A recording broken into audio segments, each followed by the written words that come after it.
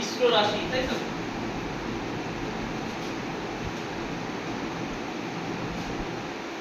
Actually মিশ্র রাশি বলতে এখানে টাকা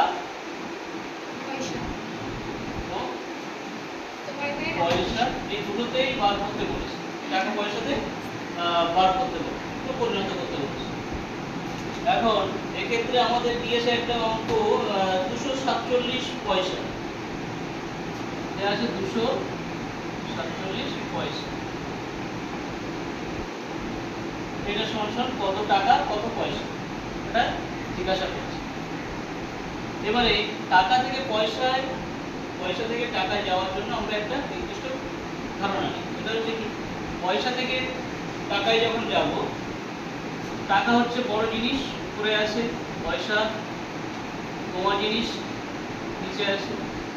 পয়সা থেকে টাকা মানে উপরের দিকে যেতে গেলে কষ্ট হয়, ঘাম ঝরে যায়, যখনই ঝরে যাবে তখনই কমে যাবে, মানে ভাগ হয়ে যাবে।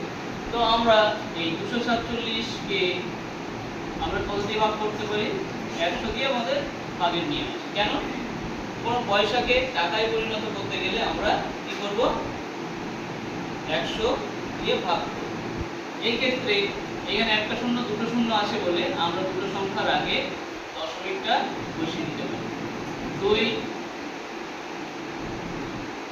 4 7 লিখে আমরা এইটা করতে পারি। শুধু দুটো দশমিক আছে, এই দুটো শূন্য আছে বলে দুটো সংখ্যার আগে দশমিকটা বসিয়ে দিলাম। এইগুলো হচ্ছে সবচেয়ে শর্টেস্ট নিয়ম। কেননা শর্টেস্ট নিয়ম, 100 দিয়ে ভাগ করে আমরা স্কুলের বাচ্চাদেরকে পড়াই, 100 দিয়ে গুণ করে শেখাই। কেন শেখাই? কারণ এখানে শুধু শূন্য দুটোই ফ্যাক্টর, এক যেহেতু এমন একটা সংখ্যা, এক দিয়ে যাকেই যা কিছু করাবো না কারণ সে সেই জায়গাতেই থাকবে। কিন্তু এখানে নির্ণায়ক ফ্যাক্টর হচ্ছে দুটো শূন্য, এই দুটো শূন্যই কি করবে? পার্থক্যটা করে দেবে। তাই এই দুটো শূন্যকে মাথায় রেখে আমরা এই ধরনের অঙ্কগুলো করে থাকি বা শর্ট পদ্ধতি এখানে ইউজ করি। তো সেক্ষেত্রে আমরা এটা করতে পারি। এবার এটা আমাদের অলরেডি শেখানো হয়েছে 2.7। এটা কি হলো? আমরা যদি পয়সাকে ভাগ করি তখন এটা টাকা বার হয়। এই যে বললাম, পয়সা থেকে টাকা, পয়সা নিচে, টাকা উপরের জিনিস, তাহলে এই ছোট থেকে বড় দিকে যেতে গেলে ভাগ করে এটা এসছে।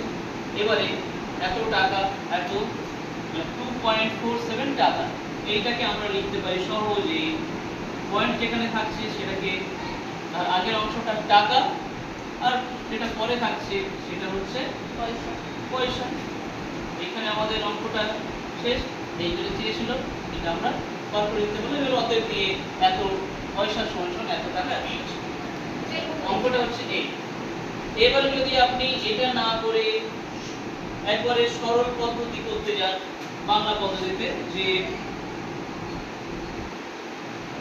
100 ঐকিক নিয়ম পদ্ধতি, 100 পয়সা সমান 1 টাকা, তাহলে 1 পয়সা সমান 1/100 এটা দেখাতে পারেন, বা ডাইরেক্টলি এটা দিয়েও কি করতে পারেন? 247 পয়সা সমান 1 গুণ 247/100 এত টাকা।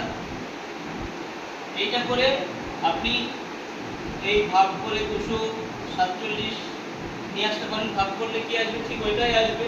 আমরা এখানে এই ভাগটা করতে চাইছি না। কেন চাইছি না?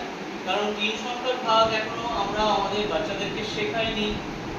যেহেতু শেখাইনি সেহেতু এখানে নিয়ে আসলেই তাদের অসুবিধা হবে। কিন্তু ওই রাইটার কেন এই টাকা পয়সার অঙ্কটা ঢুকে গেল? এই জন্য ঢুকে গেছে যে এই ভাগটা খুব ইজি, কারণ এখানে 100 দিয়েই ভাগ হবে, 100 দিয়েই গুণ হবে, ফলে এটা করতে বাচ্চাদের অসুবিধা